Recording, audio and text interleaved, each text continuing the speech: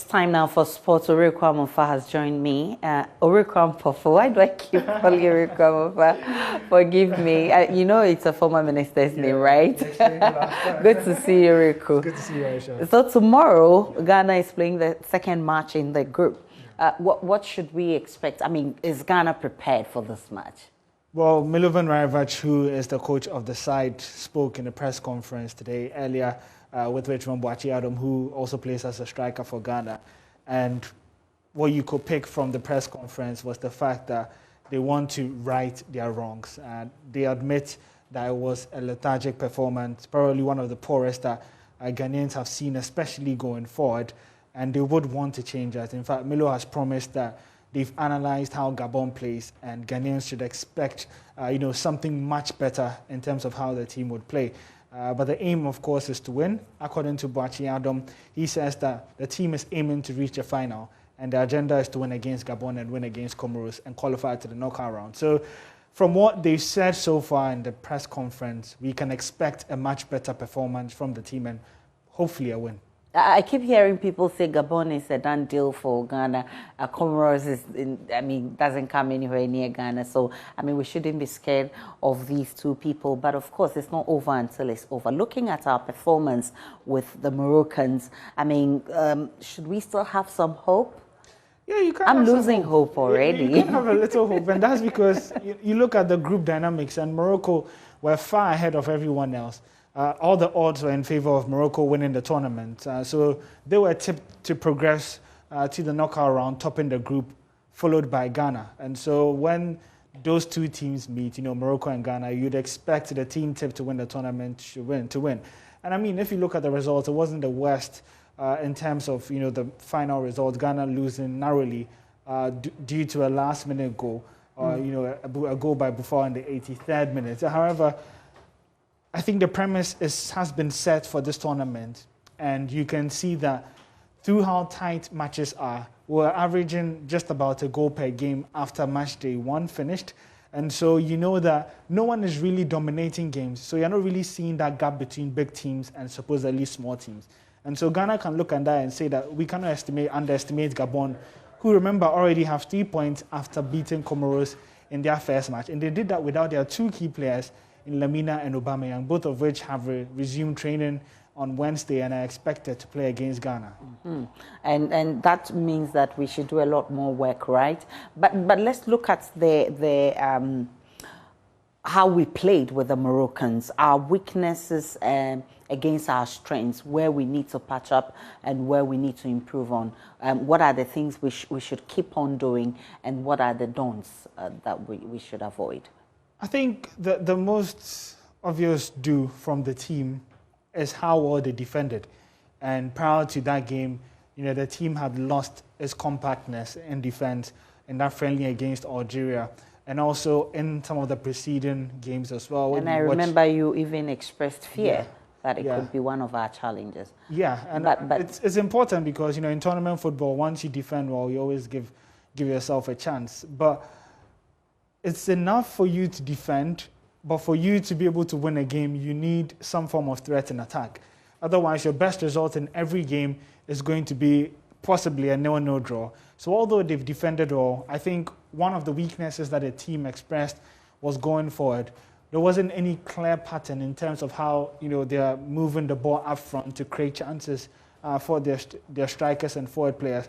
You look at Andre Ayew being a Ghana striker, and can you imagine, he didn't even have a touch of the ball in the opponent's penalty box. So usually that's where strikers score goals from and want to get balls from that area. But the way Ghana played, they didn't even give themselves a chance. The best chance came with a long-range effort from Joseph Painstill. So there's a lot of work to do going forward.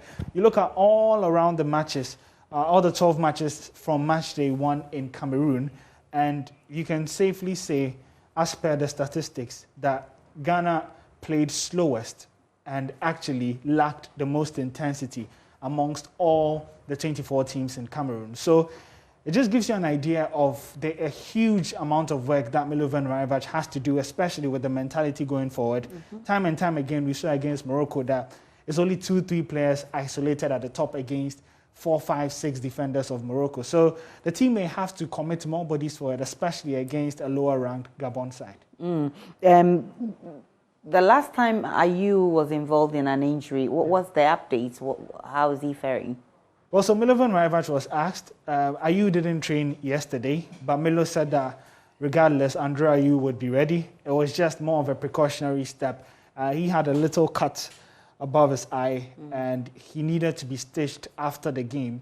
And so after that, the morning after, he was given the time off so that he doesn't have to train. But as stated, it's precautionary. He's expected to put on a headband for safety's sake. But Milovan didn't delve too much in how much time Andre will get. He said he would be involved, but he doesn't like to also reveal too much about his starting 11. And so if you're going by his word, Ayew is fine, and he should play a part against Gabon tomorrow. And Kudus? Well, Kudus is a tricky situation because earlier this week, sources from camp said that the player would return by end of week.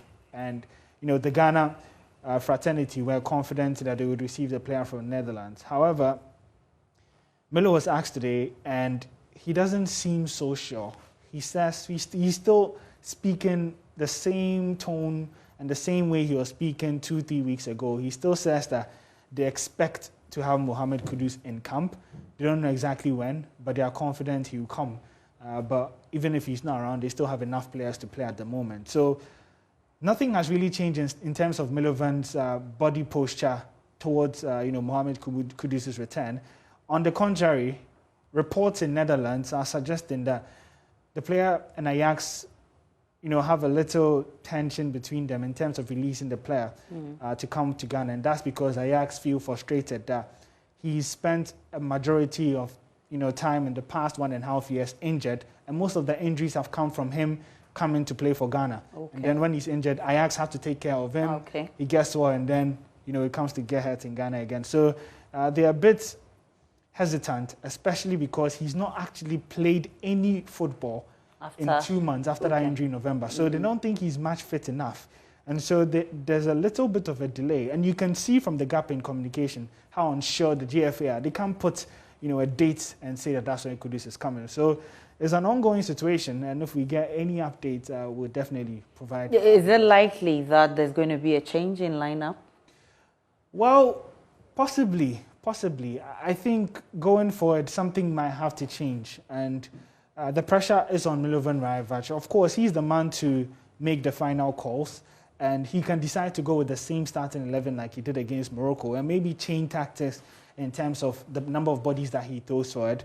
But people were not too happy, and were calling for the inclusion of players such as Fatau Isahaku, maybe a Benjamin Tete, who is more focused in attack and all that. There were suggestions as to which players should play. But we don't have an idea of how the team would line up. All that we can say at the moment is that you should expect a team that's more willing to attack against Gabon. This is what we'll be watching out in tomorrow's match. What time is the match tomorrow? Oh, it's tomorrow afternoon. Tomorrow afternoon. Well, like I always advise you viewers, please eat your fufu, your banku. Make sure you are really, really full before you sit there and watch the Ghana map. Well, you've put a little hope in me. I'll still expect that the Black Stars do better. That'll be it for sports. We are back with more.